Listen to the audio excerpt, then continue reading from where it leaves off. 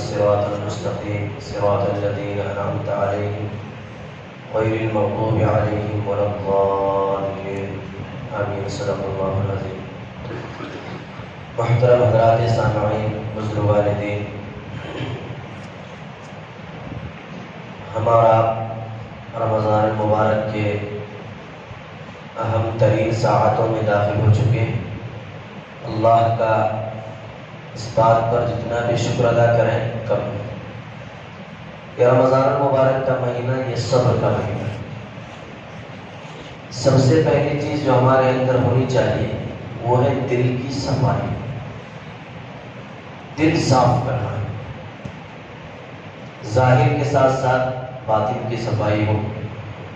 الحمدللہ آپ حضرات 15 سے 20 منٹ لیا جائے گا، روزانہ ایک نئی بات آپ کو انشاءاللہ ملے گی، تو اس میں ضرور بیٹھنے کی کوشش کریں، یہ ہمارے لیے سعادت مندی ہوگی۔ سونے جائیں گے، سو کر کے ویسے بھی لائف اچھی نہیں ہوتی۔ اور یہ دوسری بات یہ ہے کہ یہ مہینہ جو ہے سونے کا مہینہ نہیں، جاگنے کا مہینہ ہے، نیکی کمانے کا مہینہ ہے۔ سیزن کا مہینہ آتا ہے تو تجارتی لوگ، ورکر لوگ، کام کرنے والے لوگ نہ رات دیکھتے ہیں، نہ دن دیکھتے ہیں، نہ صبح دیکھتے ہیں، نہ شام دیکھتے ہیں۔ ان کا مقصد فوکس ہوتا ہے کمانا۔ تو اللہ نے یہ مہینہ کمانے کے لیے ہمیں دیا ہے تو حاصل کریں، محروم نہ ہو جائے۔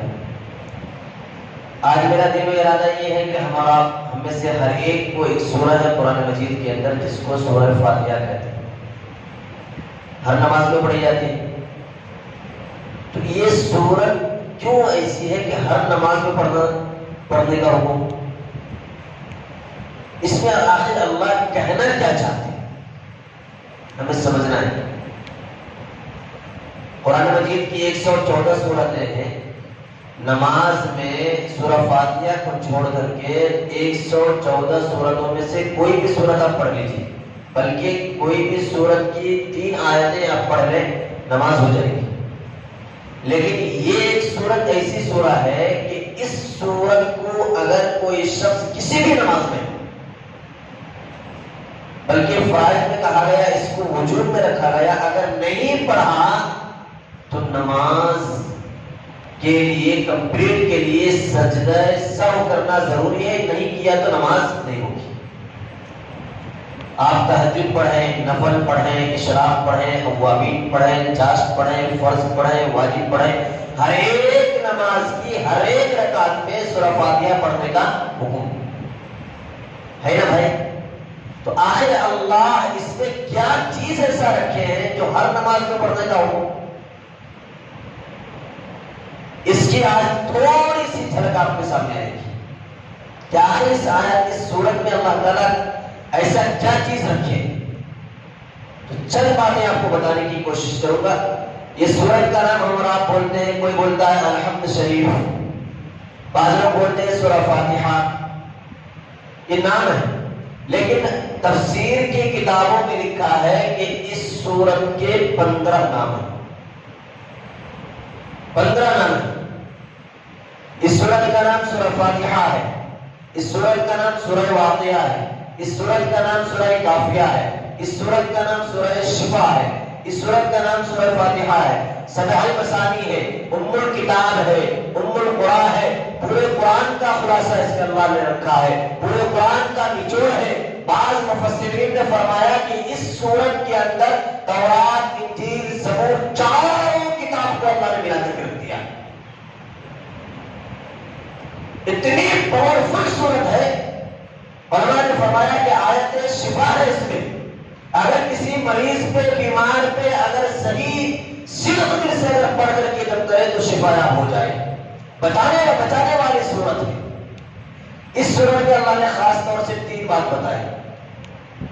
نمبر 1، الحمدللہ رب العالمین الرحمن الرحیم مالک یوم الدین۔ یہ 3 آیتیں اس سورت میں کل 7 آیتیں ہیں، جس میں 3 آیت میں اللہ تعالیٰ نے اپنی تعریف کا حکم دیا۔ اس کے بعد ہے ایاک نعبد و ایاک نستعین۔ اس میں بندہ کیا کہنا چاہ رہا ہے؟ الحمدللہ رب العالمین، بندہ کہہ رہا ہے تمام تعریفیں، چاہے زمین پر ہو، آسمان پر ہو، اوپر ہو، نیچے ہو، جوان کرے، بوڑھا کرے، مرد کرے، عورت کرے، پڑھا لکھا، عالم، جاہل، جو بھی کرے، تمام تعریفیں اللہ کی۔ الرحمن الرحیم، اللہ کے 99 نام، 99 نام میں اللہ تعالیٰ نے یہاں پہ کہا الرحمن، سب سے زیادہ مہربان، سب سے زیادہ رحم کرنے والا۔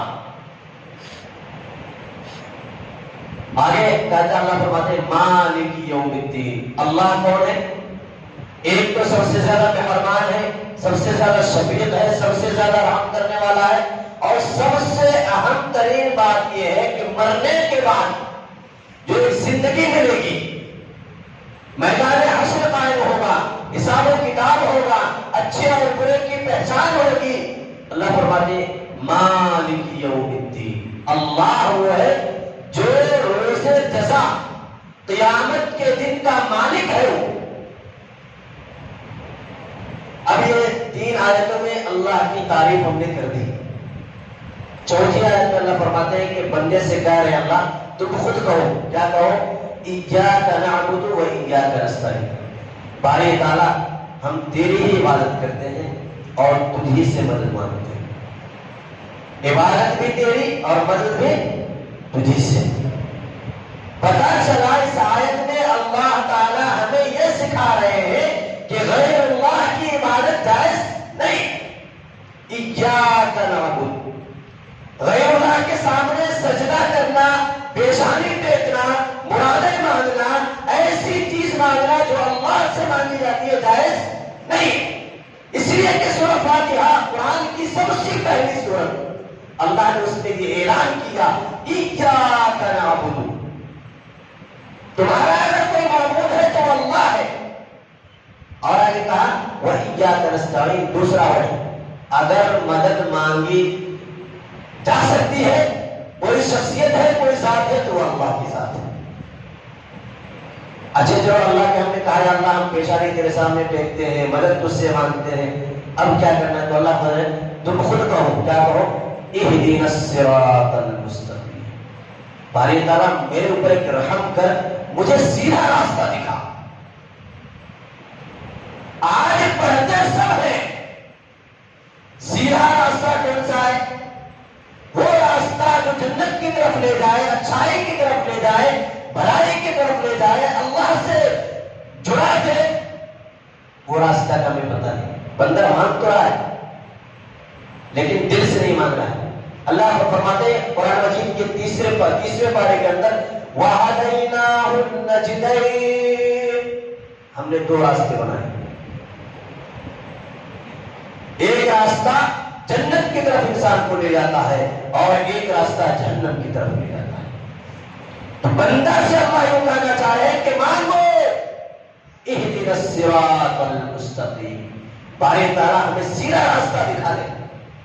اب وہ سیدھا راستہ کون ہے؟ قرآن مجید کے 5ویں پارے کے اندر اللہ نے کہا سیدھا راستہ وہ ہے اولئک الذین انعم اللہ علیہم من النبیین والصدیقین والشہداء والصالحین، سیدھا راستہ جن پر نبی چلے، جن پر شہداء چلے، جس پر صالحین چلے اور جس پر نیک لوگ چلے۔ اہدنا الصراط المستقیم۔ اچھا اس سورت کے اندر 2 لفظ آتے ہیں، ایک ہے مغضوب، غیر المغضوب، اور لاسٹ میں اینڈ میں ہے ضالی ہے۔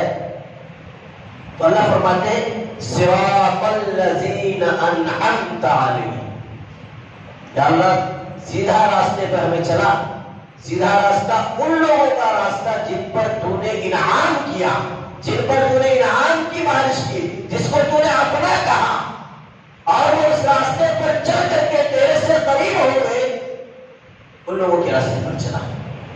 غیر المغضوب، مغضوب کہتے ہیں ان لوگوں کو جن پر اللہ نے غضب نازل کیا، پھٹکار، جیسے کوئی آدمی ہمارے گھر آیا اور ہم جو اس کو بھگا دے، اس کو غصہ دکھا کر کے، تو یہ مغضوب ہے۔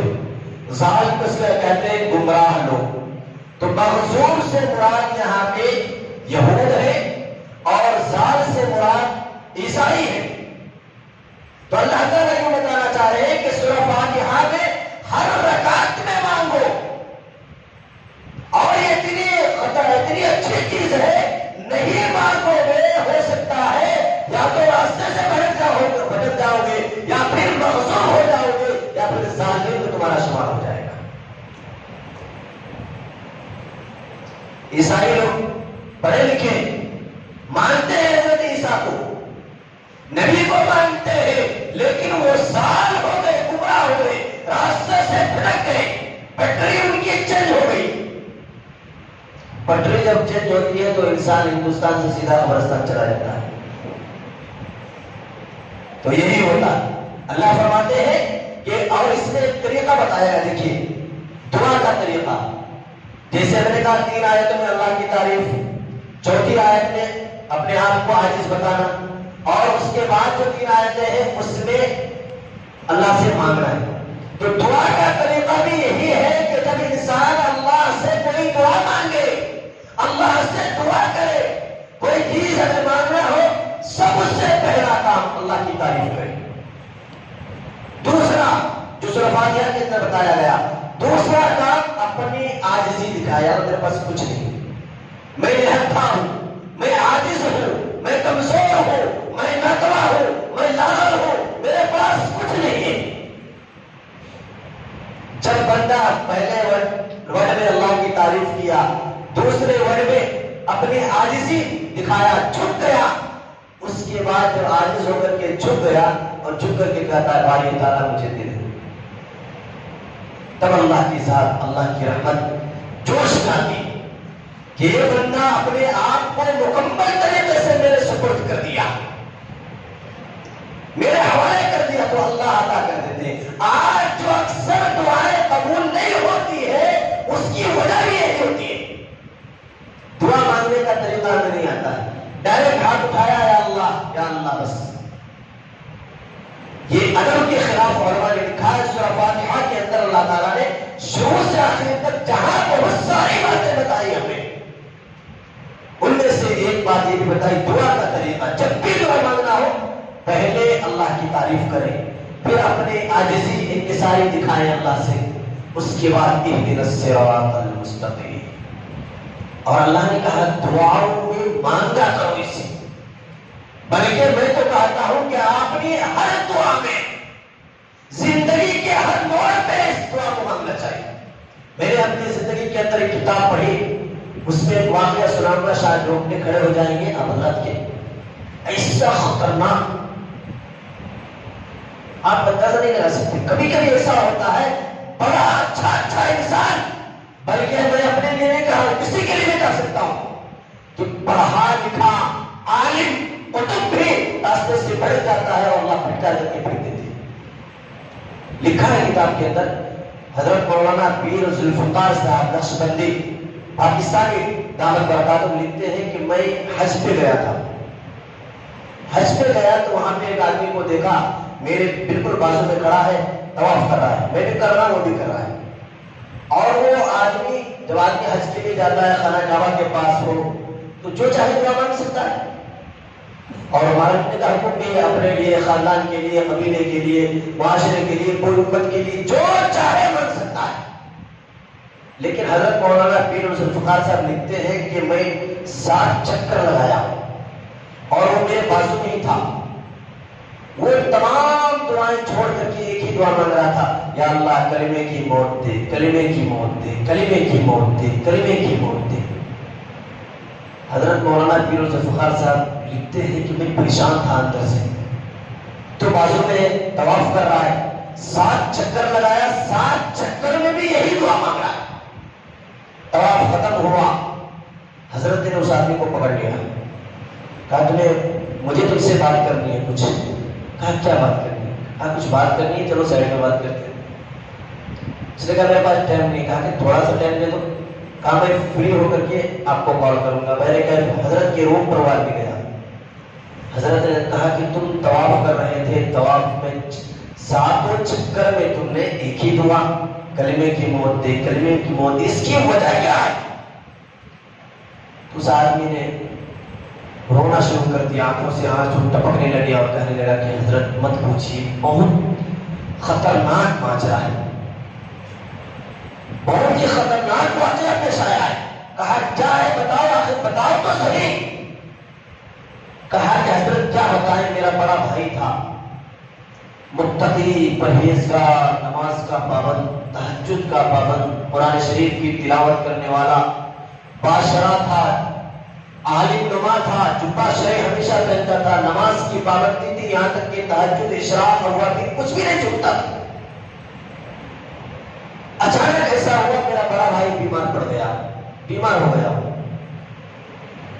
بیمار ہونے کے بعد بیمار اس قدر ہوا کہ بستر کا ہو کر کے رہ گیا، اور جب اس کے آخری وقت اس کا آیا، موت بالکل قریب آ گئی،